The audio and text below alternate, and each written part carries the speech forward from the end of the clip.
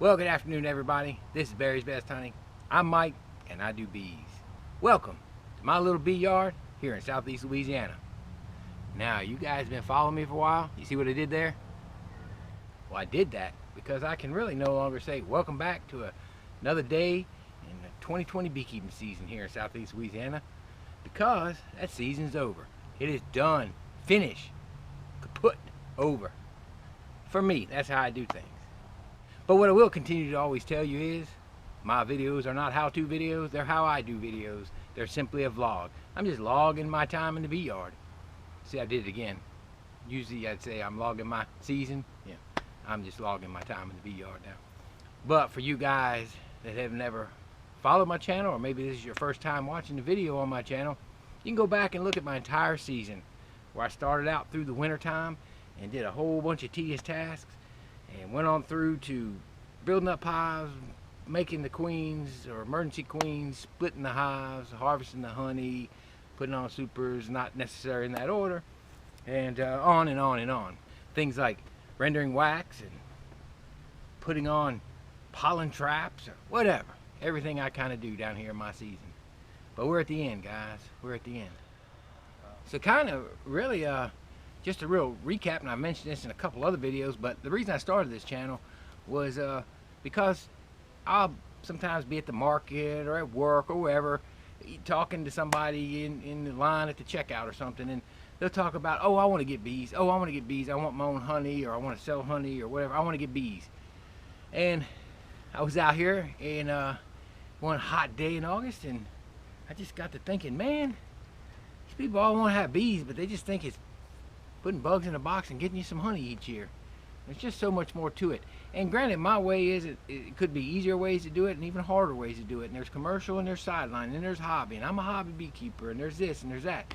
But I just wanted to show what it takes an average guy down here in the South to do bees. To basically go through a season. And so that's where it all started. I even started a video series with my old camera when I was out there on one of those hot August days with a stack of supers, and I went and dug it up and found a little piece of it. So here's a clip of that put the original idea in my head, but I never followed through with it a couple years ago. What I really want to do with this video is I want to address some things that we hear all the time, and I'm going to get closer to this as we pull boxes so you can see if I can make my point. There's those bees. Well, I got the lid off already. They're gathered out. It's hot. So it's 94 here. Heat index is 103. And what we hear a lot of times is folks say, oh yeah, I want to be a beekeeper.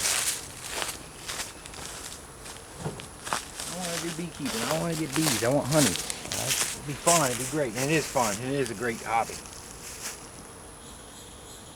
But there's more to it than just having these bugs in a box. And I say that because I call it bugs in a box because I like to simplify it. But these bugs in a box, they can't wait on certain things. This is simply to show you a little bit about what goes into some of the hard work. Again, it's 94. I'm in the shade, thank goodness. Heat index is 102. I was pulling them this morning and checking them, and they're full. They're heavy, and it's hot. And you can overheat really quick. You know, 1 or 2 hives, it's not a big deal, but I just want to show some of the work that goes into these. But the thing with beekeeping in the spring and right toward the winter, you can't wait. You have to work them. You have to go out and do things to them. If you get behind, you can hurt the hive. You can hurt the colony. You can cause the colony to swarm, weaken up. Then we get small hive beetles. We get mite problems. There's a lot to it, and they're fun. They're a fun hobby. They're an interesting hobby. You'll learn so much. It's a rewarding hobby. It can be a decent little sideline business, and if you really learn a lot and have a lot of gusto and you're young, you can really get in and you can make it a thriving business. But one thing about them is they can't wait. When things have to be done, they have to be done. And that's what we try to tell people we meet, people at work, people at the farmer's market, people on the street that we talk to, people we sell to that want their own bees. Yeah, get them, but make sure you research it, make sure you know what you're in for, and understand that you do have to work. You do have to work on it. You have to tend these bees. This thing is full of honey. This next box is full of honey.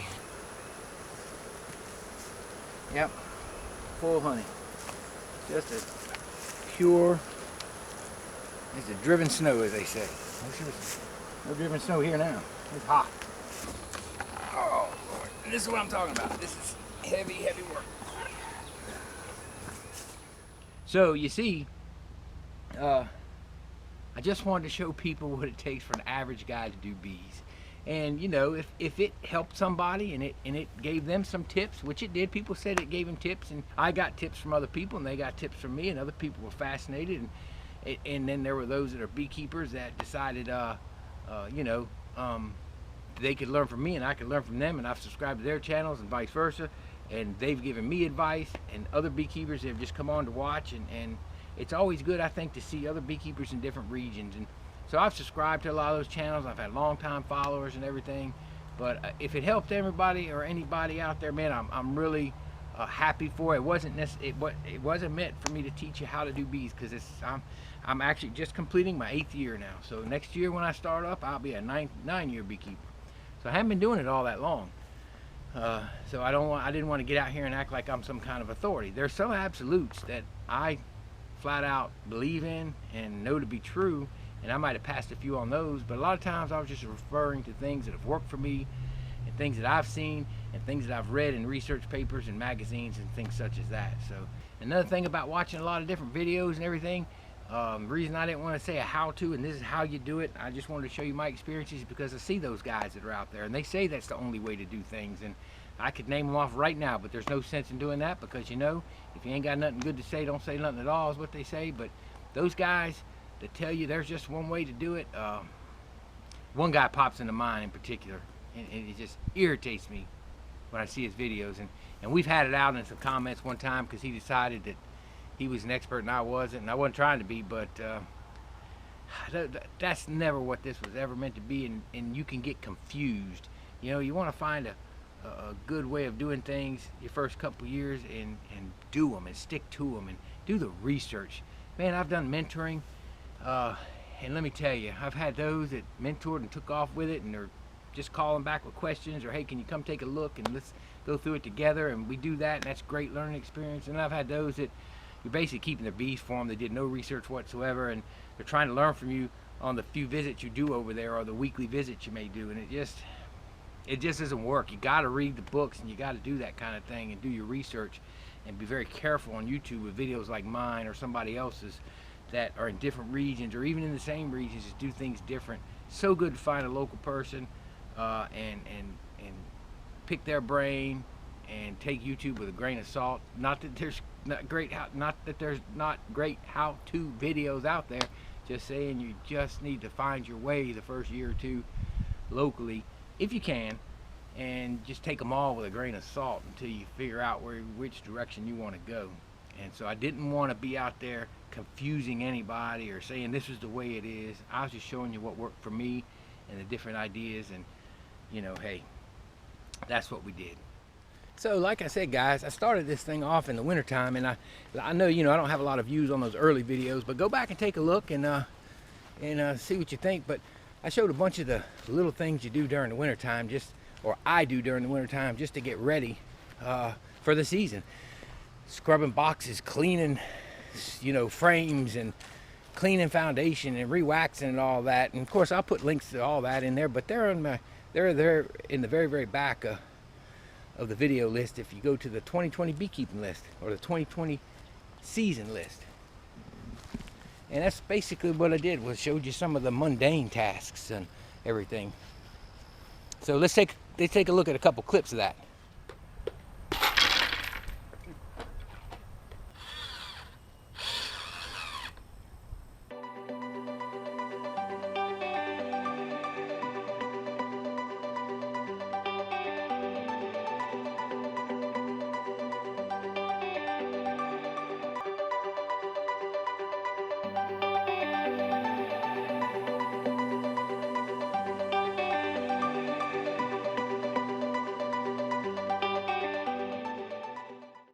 But for me, I mean, it's just, Mr. Ed says you should throw them away. It's not worth the time and the effort. It's just as cheap to buy them. Just throw them away. Maybe that's what Mr. Ed does. That's not what I do. I think you should just go with plastic.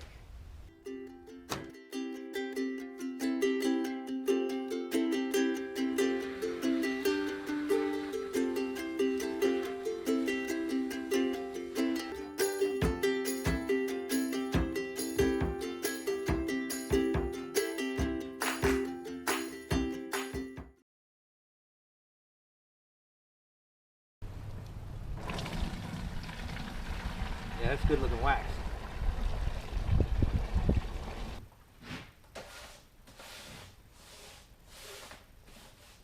I make sure and get the entire surface. Take this.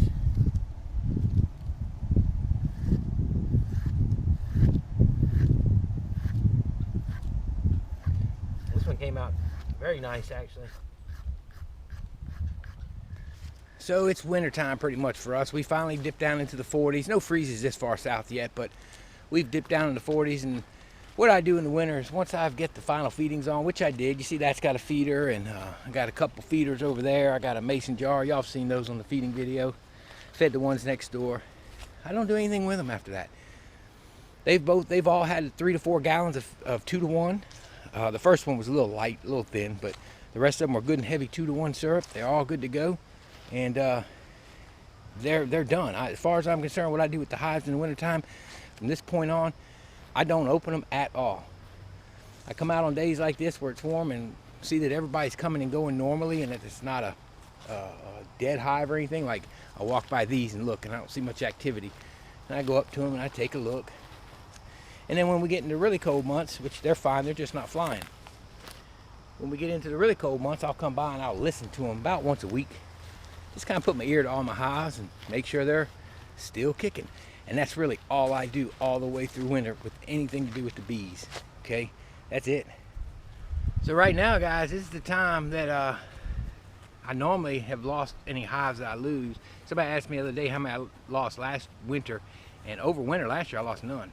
And I've lost them over winter. You know, I've lost 1 or 2 here and there over winter, but it just seems like for me, my losses come in the fall. And I attribute that to mites. Maybe I didn't get the treatment on quick enough, or the oxalic acid done quick enough. But normally I lose the hives, it seems like, in the fall. And we did have one abscond when we first started the feeding deal. One that absconded, and one very, very weak one. But everybody else is alive and flying right now. So at this point is now when I start my counter. Basically, I've registered my hives with the state. We do that in October, and my counter starts. And I now count these as next year's bees, and we'll see what we lose over the winter. Hopefully we lose very minimal. But again, down here, if they're somewhat strong, the winters aren't so cold, and I make sure they got plenty of feed in there, we should be okay, unless they're sick. And I just don't know if they're sick at this point. I will be hitting them with oxalic acid probably mid to end of November. It is I tell you, I'm bad on dates. It's the 5th of November right now. So in about 2 or 3 weeks, see how we do with weather and cold, and see if we can get the queen to slow down a little bit, because we never go broodless here. People will tell you we do, but down here in southeast Louisiana, I don't think we go broodless. I don't. I can open a hive in January and there'll be some brood in there. Of course, if we have a very, very cold winter like we did about 4 years ago, possibly, then yeah, we'll go broodless.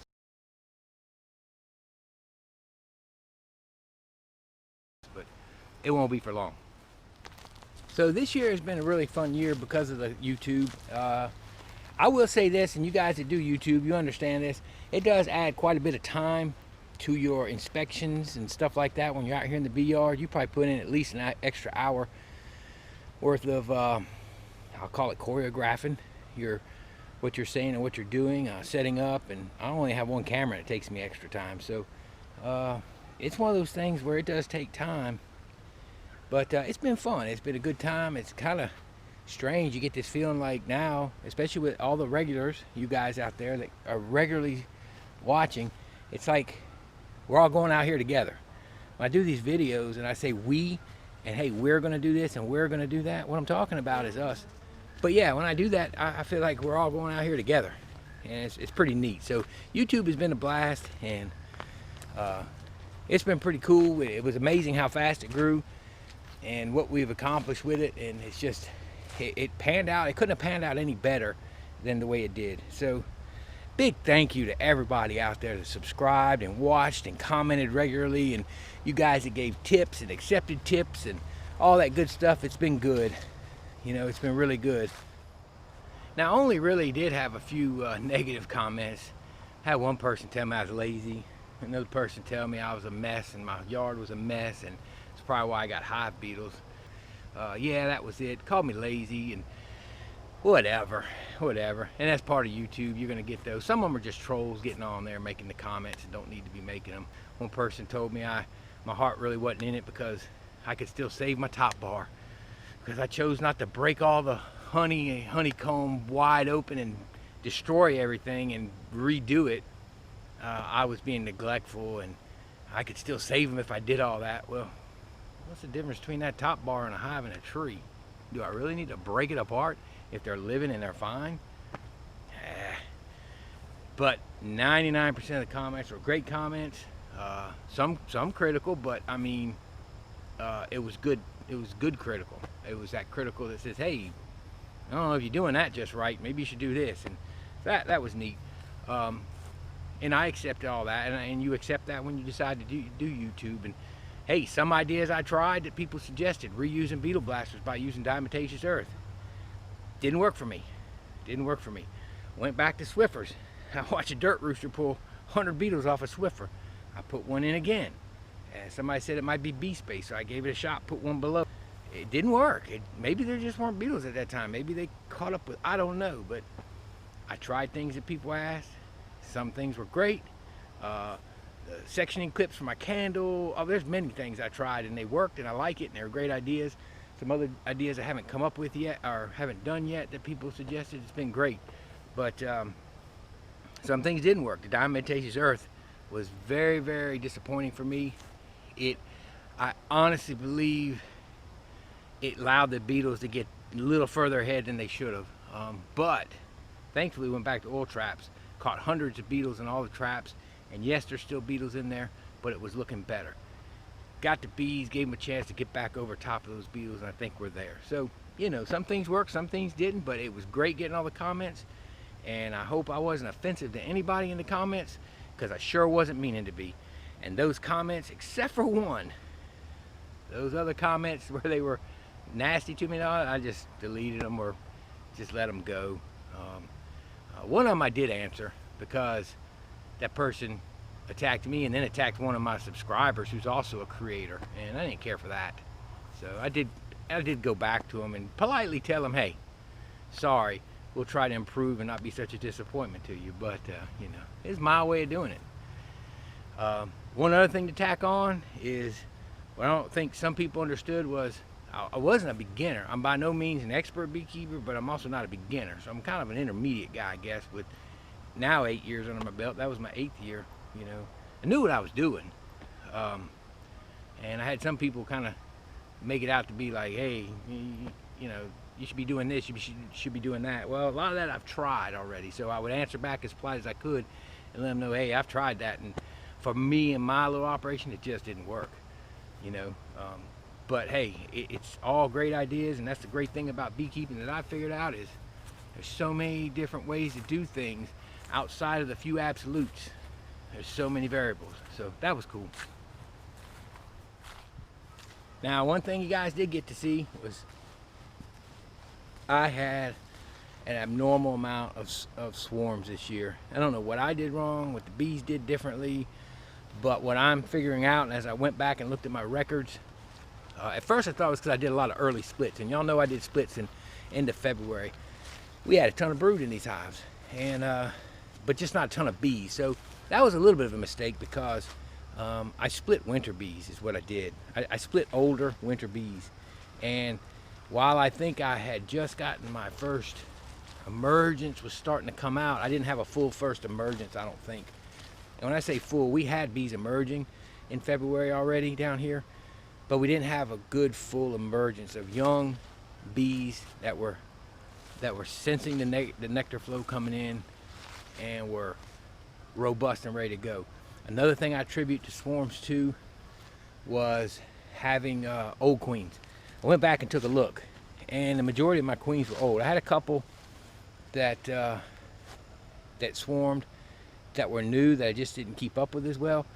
But some of the hives that were head scratchers, it was due to old queens. It's all it could be. That's all I could figure, because I stayed ahead of them. They had space, they had everything they needed, but I really think the old queen failed. And they'll swarm like that with those old queens, and they'll get the swarm established, and then they'll replace her. In the meantime, the hive they leave behind replaces the queen, and that's just a normal tactic of the bees for multiplying. And letting old queens go that long, I guess, could have been a problem. But you know, again, I don't usually requeen with store-bought queens. So was that a problem? Hey, I'm pretty sure that was a lot of my issue, because here's the deal. I pulled 16 empty supers off of hives that couldn't make honey because they swarmed and didn't have the workforce to make honey. So that was, you think about that at 2 gallons of super, average 2 gallons of super, you're doing good on my mediums, doing good to get 2.5. That's a lot of honey that was sacrificed. Got right at 100 gallons this year, but and that's our average. That's what we like, and that gets us through with the market and all that. But I like to have a cushion in case we have, like one year we had a really good year and we were out in mid-March, had to stop going to the market for 2 months. So that's a problem with swarming. Another thing with swarming down here, guys, is they just don't seem to requeen that well when we have swarms coming out of the nectar flow. They just don't seem to requeen. And a lot of that is probably due to the fact that how my hives are all lined up, okay? They're all lined up next to each other, hard to reorient. You see I paint stuff on them and things, but no guarantees. So I think that had a lot to do with it. But hey, it was a tough swarming year for me. It really was. But again, I heard that from a lot of people. A lot of people just had a weird year this year. And I really attribute that down here to the very, very warm winter we had, and how quickly the bees were putting, or the queen was putting brood in February. And I think our privet nectar flow was a steady, slow one, not a hard hitting one, and that kind of fooled some people. Fooled me. But you know, you deal with it, you move on. But I do believe we got to show you everything in the season.